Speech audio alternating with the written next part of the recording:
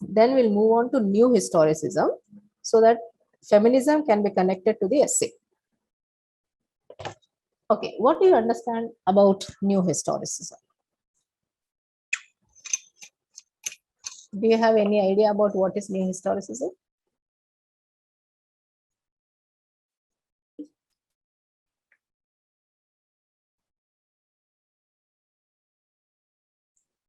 Am I speaking to the participants or to the walls and fans and tubes?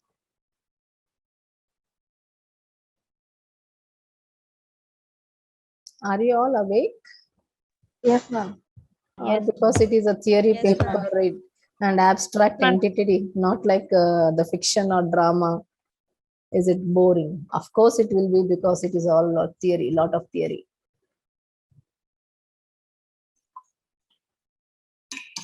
And continues one face on the screen from 1:30.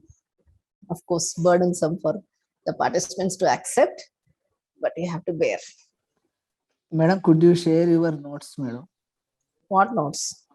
The, I scribbled some points and I'll be discussing. How can I understand that?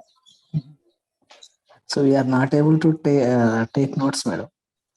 So that I'm asking you to write some points. Those names you write, and you have a lot of notes on many electronic sources, and with the help of the instruction material, you can. And this contact program is meant only for discussion, right? You already have material in front of you. Okay. Okay. What is new historicism? What is history? past What has events. done in the past. Past. Past. So we have a great history, right? Yeah.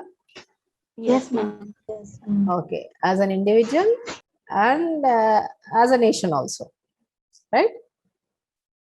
Yes, ma'am. Yeah. Yes, ma'am. Do you think that new historicism is something like new history? A layman's understanding, not as a MA English art student, MA English participants. Anything like that?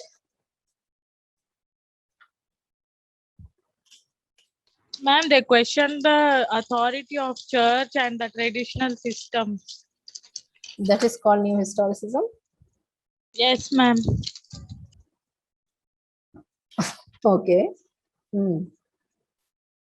What else? From where did you get that information?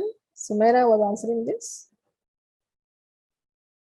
Ma'am, I just remembered like that, ma'am. Just remember like that. But no authentic source on that, right? No, ma'am. Okay. Okay, let us see what is meant by new historicism. And you know, when I was trying to talk the essays, I was repeatedly bringing structuralism, structuralism, and post-structuralism, right? So when we talk about critical theories, okay, new historicism and cultural criticism, okay, critical theories always overlap one another, and they quite often we see how one critical theory presses into another critical theory: structuralism, post-structuralism.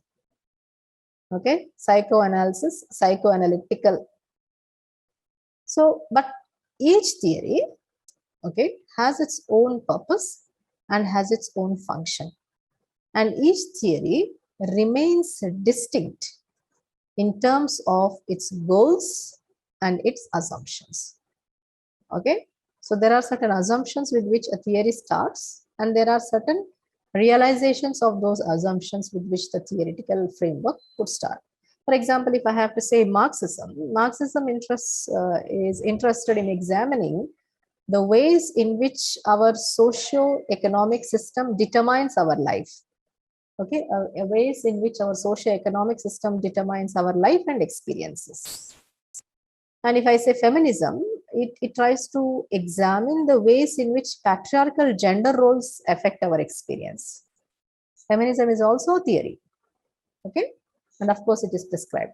Feminism also tries to examine the ways in which the patriarchal gender roles affect our experience.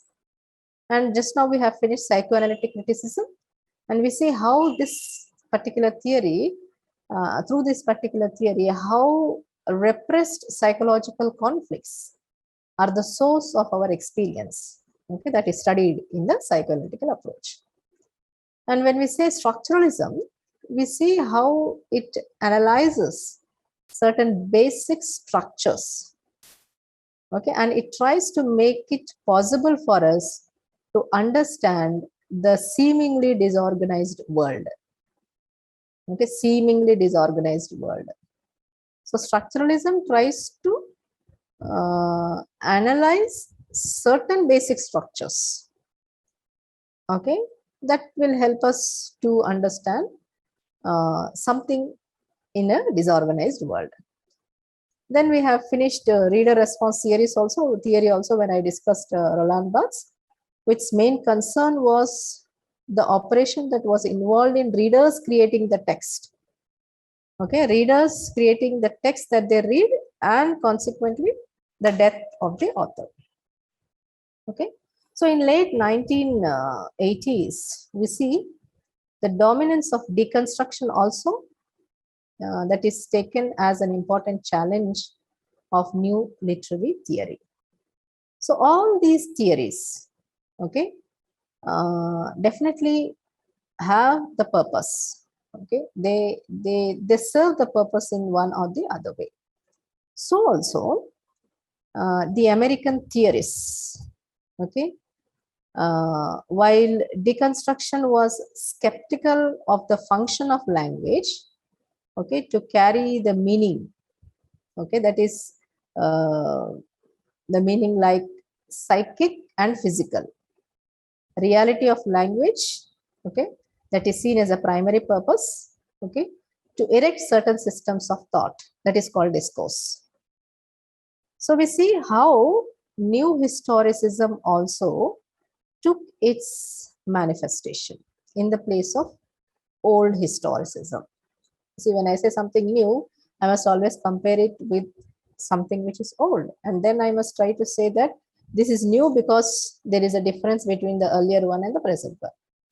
Okay, so you have Jonathan Dollimore. Please write in a notebook. Jonathan Dollimore, Jonathan. Okay, Alan Sinfield, AlanSinfield, Catherine Besley. These critics are the Marxist-oriented British counterparts, okay, who are called as cultural poetics.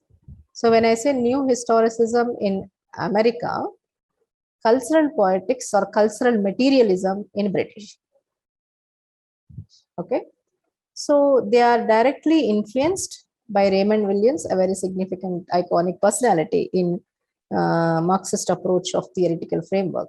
Okay, then you have Foucault and Althusser. So new historicism and cultural poetics, both these theories share a very common ground.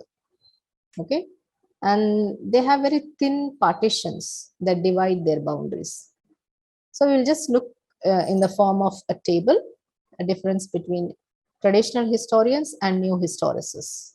Okay, and then we will see how this particular theory stands as an important theory in theoretical approach. Point number one, traditional historians. So I'm trying to draw your attention to the basic difference between traditional historians and new historicists. Okay, so traditional historians ask the question, what happened and what do we learn about that event that happened? Okay, and new historicists would ask, how has the event, okay, that happened been interpreted? Okay, and what do these tell us now? So this is new historicist approach. I repeat, traditional historians looks or asks a question like, what happened and what do we learn about the event that happened. You can take any number of examples of the historical mistakes or historical anything. So that is how the traditional historians look at. But when it comes to new historicists, they would ask the question, how has the event that happened been interpreted? How is the interpretation of that particular event? And what do those particular events tell us now? Okay, that is the basic difference. And the tradition, number two, traditional historians' conception of history is that it is an objective record of events, okay, which are in linear fashion, okay, with certain determining events. But what happens to new historicists is they believe that we can at best only have access to the facts of the past. That is, what we do is to interpret the facts from our point of view and create a history. Okay, so historicist rather than historical. I repeat, historicist rather than historical. So it is interested in history as a text, that is, history as recorded and represented in different documents, okay, which form its text. So there are no single causes that lead to events. So new historicist is that it centers upon the historicity of the text and the textuality of the history. Okay, to make it very simple, I will just give you point wise the basic assumptions or the basic proposition. If you have pen and paper, you can jot down the phrases and then prepare for yourself. Number one, these are the basic features, you can say the features of new historicism. Number one, history is always narrated. Okay, history is always narrated, and history is a matter of interpretation. All historical writings are narratives that are to be analyzed like a literary text. That is the first feature. Repeat again, ma'am. Okay, number one, history is always narrated. History is a matter of interpretation. All historical writings are narratives that are to be analyzed like a literary text. Okay, that is one basic proposition of the new historicism. Number two, the second proposition is history is neither progressive nor linear. Okay. Number three, power does not flow one way. Okay, power does not flow one way. That is not the basic proposition of new historicism. Okay, it circulates through every exchange of ideas and discourses. Okay, that is a basic fundamental principle of new historicism. I repeat, power does not flow one way. It circulates through exchange of ideas and discourse. Okay, all this you'll see in the novels of Nayanthara Sehgal as a political novelist.